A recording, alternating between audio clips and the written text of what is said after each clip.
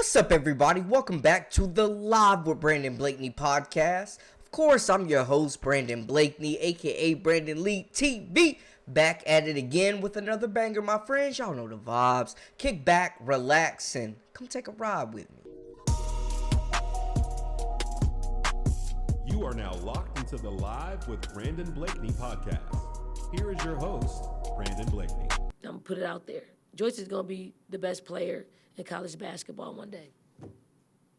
I say that only because of her work ethic. I said this on a post-game interview. It's not a one-woman race for National Freshman of the Year. So I got to put a narrative out there that Joyce is doing some incredible things, right? We have a tendency to just focus on one, right? What she's been able to do in the type of schedule that we have, it's not easy. There has been an uproar of fans and debates and discussions about the National Freshman of the Year race. Now, I want to mention before I go into it that, one, I understand there are a lot of freshmen out there that are talented, that may have better numbers than the two players I'm going to mention. I will acknowledge that. Two, this video is not to tear down Joyce Edwards or Sarah Strong. It seems like this is a two-person race right now. These are the two players people are debating. So that's the point of this video. This is not to tear down Sarah Strong or Joyce Edwards. Two great players, two future pros, two phenomenal talents, and great young ladies that are impacting their teams in a positive way as freshmen. This is to celebrate. And I welcome a healthy debate, but this is not to denounce or demean either player, UConn fans, South Carolina fans. We just here debating. With no further ado, now let's get into it. Both these players are super talented. Both of them are in the running for Freshman of the Year, in my opinion, right now. Sarah Strong, I have to give the edge to, is the leader right now. But it also, when you're talking about this, it depends on what's important to you. Are we just basing it off of numbers? If that's the case, I don't think it's got anything to do with me and CD, to be honest with you. I think it's got everything to do with how Sarah's put together, mentally and physically. She's very mature. And that's a lesson that a lot of other kids on our team and elsewhere can take to heart. She's very mature. She takes care of her business.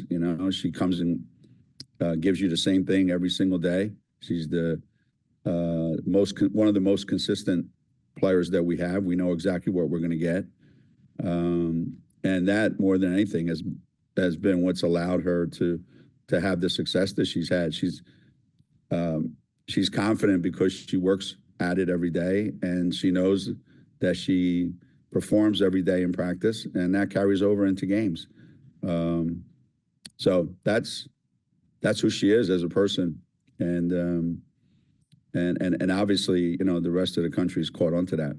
Sarah Strong obviously has the edge with 17 points per game, which is second on UConn. She leads UConn in rebounding at 7.8 rebounds per game and 3.6 assists. She's third on the team in assists. She also leads the team in blocks and steals. So when you talk about a player absolutely getting it done on both ends, she also leads them in minutes played. Pay attention to that. Well, she's second, I should say. She's 28.2 minutes, just 0.4 behind Paige Becker. She's played 23 games, started them all, and she's doing all this in 28.2 minutes per game. You switch over to Joyce Edwards. Her IQ is something that's going to take her far. I think she is already becoming a pro at a young age of a freshman. And obviously she's going to have her ups and downs, and sometimes she's going to hit the freshman wall.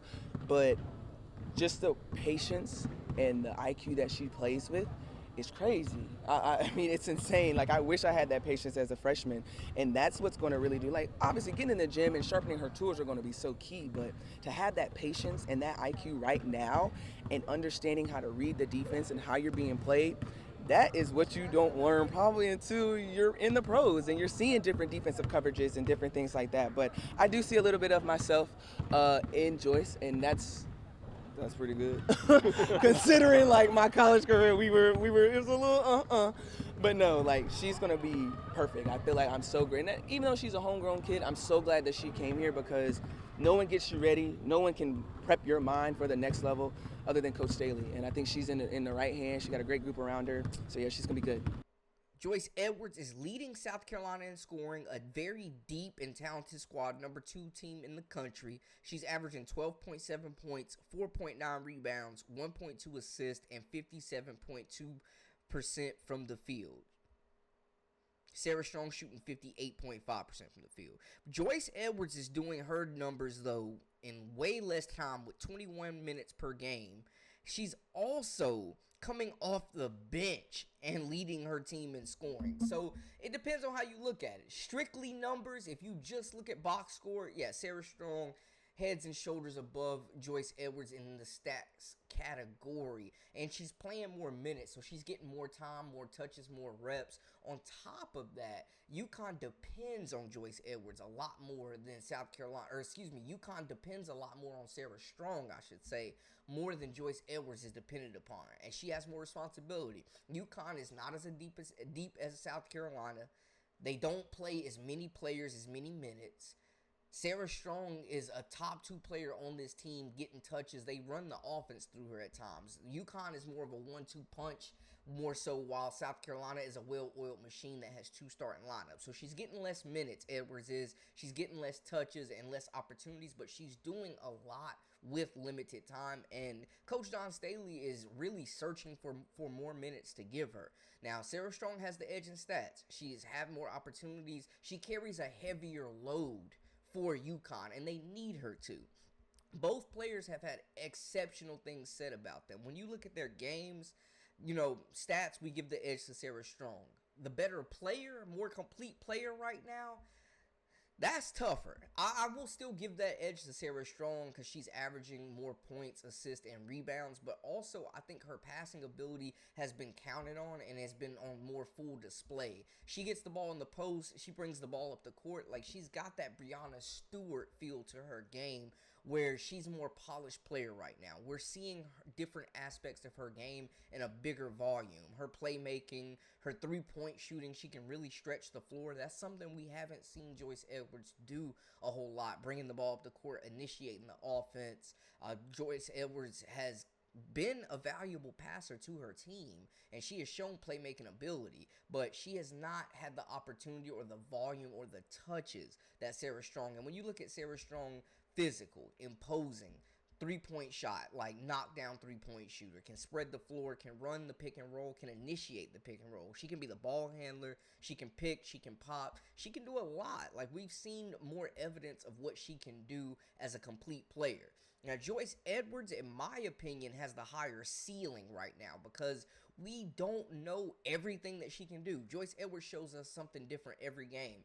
Edwards has the capability. We saw her do it in high school. She can shoot the three. She can handle the ball. And this clip right here shows what type of time Joyce Edwards is on. Like, off the dribble, behind the back, reverse layup. Like, easy money. Like, the things that she is doing out there. And I agree with Asia Wilson. The patience and the poise. Like, she already is conducting herself and reading defenses like a pro. The IQ is off the charts. The physical tools, off the charts. Like, athletic, runs the floor well, doesn't take plays off, guards 1 through 5. I would say that she is a better defender than Sarah Strong right now, like, on that end. And I think her just basketball IQ, patience, poise, and her ability to adapt and take what the defense gives her has really allowed her to have tremendous success early. I think she's a better low block scorer right now, whereas Sarah Strong can really operate off the perimeter more.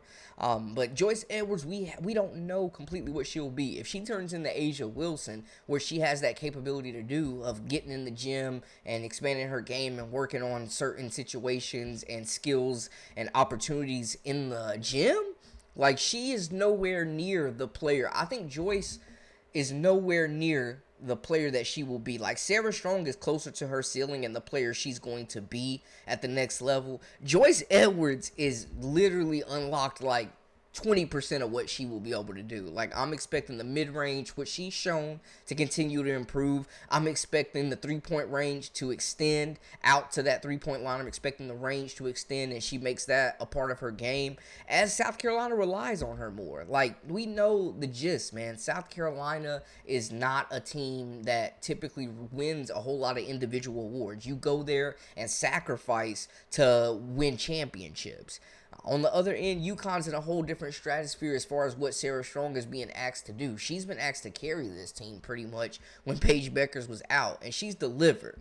You also got to look at the level of competition. South Carolina plays in the best conference in basketball. They've got more top 5 wins. They've played more top 10 teams. And Joyce Edwards the last 2 months has just been phenomenal leading this team and scoring off the bench, which is crazy. Sarah Strong, UConn got a cakewalk through the Big East, man. She's dominating.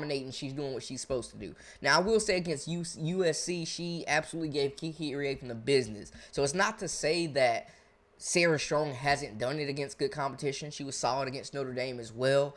But South Carolina and Joyce Edwards are doing it on a nightly basis. They ain't going up against Marquette and Creighton and Butler and all these other schools, man. They're going up against ranked Tennessee, ranked Oklahoma. Like, they just had 5 ranked games in a row for South Carolina. Joyce Edwards is doing it consistently on a nightly basis against the best competition.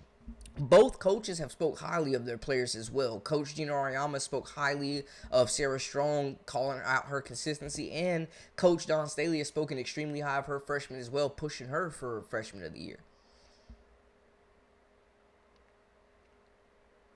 Bottom line, I think Joyce Edwards has the higher ceiling, but she has an uphill battle. She's not playing as many minutes. She's not getting as many touches. She won't have as many opportunities. Sarah Strong is one of the focal points of UConn, and I think that is definitely pushing her. She's a great player. I think both these players will be exceptional. I could see them going 1 and 2 in the WNBA draft. You got Sarah Strong, who's more of a Breanna Stewart. Who's got the range, who can handle the basketball, that can shoot the 3. And then you've got Joyce Edwards with more Asia Wilson to her game. Asia Wilson added the 3-point shot in the pros. Like, that we're looking at a player that's still developing and figuring out exactly what her capabilities is and turning her weaknesses into strengths. But I do think IQ, reading the defense, and just executing at high level competition, like, Joyce Edwards deserves to be in the running for this National Freshman of the Year.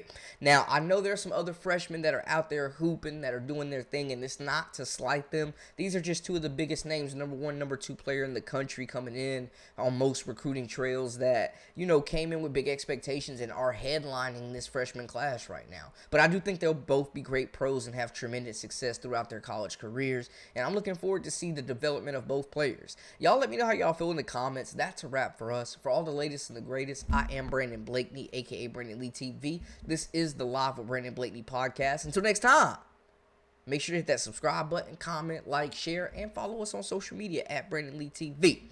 Thank you again. We out.